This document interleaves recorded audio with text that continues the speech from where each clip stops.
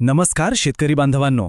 आज आपण एका अशा गोष्टीवर बोलणार आहोत जी आपल्या शेतीचा खर्च कमी करू शकते आणि उत्पादन वाढवू शकते. हो, आपण बोलतोय मळी खताबद्दल. हे नक्की काय आहे, कुठून मिळतं आणि याचा योग्य वापर कसा करायचा हे सगळं आज आपण सोप्या भाषेत समजून घेणार आहोत. बऱ्याचदा हा अनुभव येतो नाही का? जमीन दिवसेंदिवस कडक होत चाललीये. रासायनिक खतांचा खर्च तर आभाळाला भिडलाय आणि एवढं सगळं करूनही म्हणावं तसं उत्पन्न मिळत नाहीये. मग याच समस्यांवर काही उपाय आहे का? तर हो, नक्कीच आहे. आणि तो उपाय आहे मळी. हो, हे एक असं कमी खर्चाचं आणि पूर्णपणे सेंद्रिय खत आहे जे आपल्या जमिनीसाठी खरंच एक वरदान ठरू शकतं. चला तर मग जाणून घेऊया या मळीबद्दल सविस्तर. तर सगळ्यात पहिला आणि महत्त्वाचा प्रश्न की ही मळी म्हणजे नेमकं काय, ही येते कुठून? चला आधी हेच समजून घेऊया.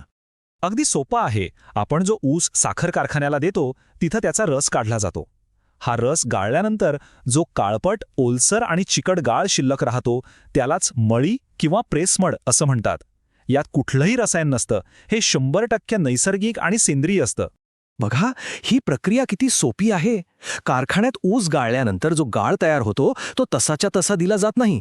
त्याला काही दिवस तिथे व्यवस्थित कुजवलं जातं आणि असं केल्यामुळे त्यातली जी पोषक तत्व आहेत ती पिकांना लगेच घेता येतील अशा रूपात तयार होतात.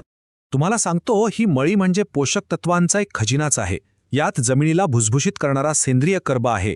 पिकांच्या वाढीसाठी लागणारे मुख्य घटक नत्र, स्फुरद, पालाश म्हणजे आपलं NPK हे तर आहेच, पण त्याचबरोबर कॅल्शियम, मॅग्नेशियम, सल्फर आणि जस्त लोहासारखी सूक्ष्म अन्नद्रव्य सुद्धा भरपूर प्रमाणात असतात. ठीक आहे, मळी काय आहे हे तर समजलं, पण ती शेतात वापरल्यावर आपल्या जमिनीवर आणि पिकांवर नेमका काय परिणाम होतो, काय फायदे होतात, चला ते पाहूया. मळीचा सगळ्यात मोठा आणि पहिला फायदा होतो तो जमिनीच्या पोतावर. जी कडक, दगड झालेली जमीन असते ती अगदी भुसभुशीत आणि सच्छिद्र बनते. यामुळे काय होतं तर जमिनीत हवा खेळती राहते, पाणी धरून ठेवण्याची ताकद वाढते आणि पिकांची पांढरी मुळं खोलवर सहज पसरतात. याचाच अर्थ तुमची जमीन एकदम मऊ होते. पाणी जास्त काळ टिकून राहतं, त्यामुळे पिकांना पाण्याची गरज कमी भासते.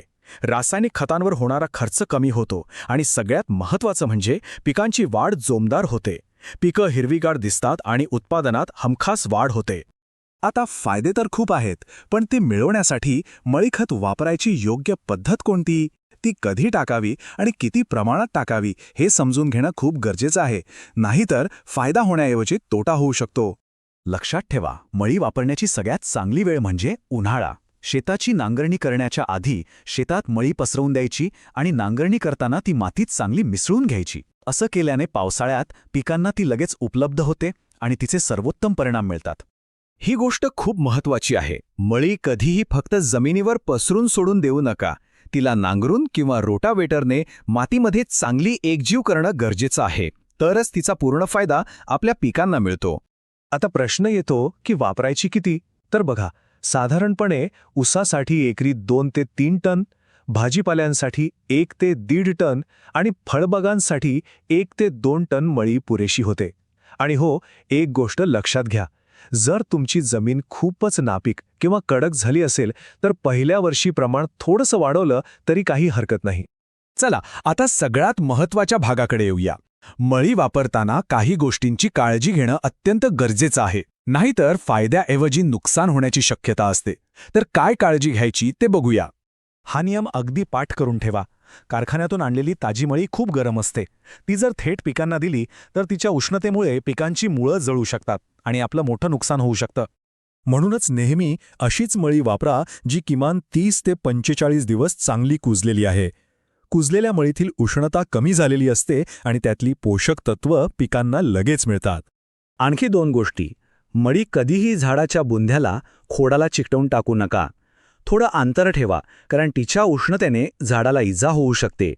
आणि दुसरी गोष्ट म्हणजे ही पाण्यात मिसळून फवारणी करण्यासाठी नाही, त्यामुळे तसा प्रयत्न करू नका. आता एक खास टिप. तुम्हाला जर मळीचे परिणाम अजून वाढवायचे असतील तर एक सोपा उपाय आहे. तो म्हणजे तिला इतर सेंद्रिय खतांसोबत मिसळून वापरा.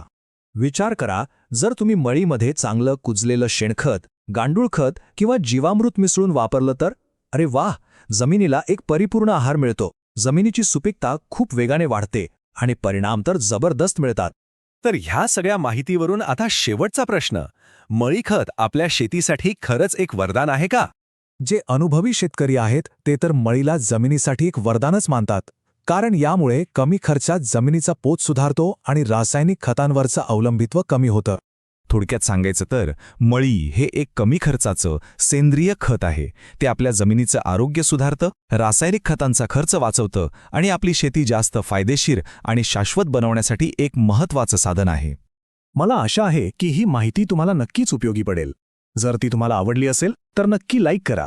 ही माहिती आपल्या इतर शेतकरी मित्रांपर्यंत पोहोचावी यासाठी शेअर करा. आणि हो, शेतीबद्दल अशीच शास्त्रीय आणि अचूक माहिती मिळवण्यासाठी आपल्या चॅनलला सबस्क्राईब करायला विसरू नका. धन्यवाद.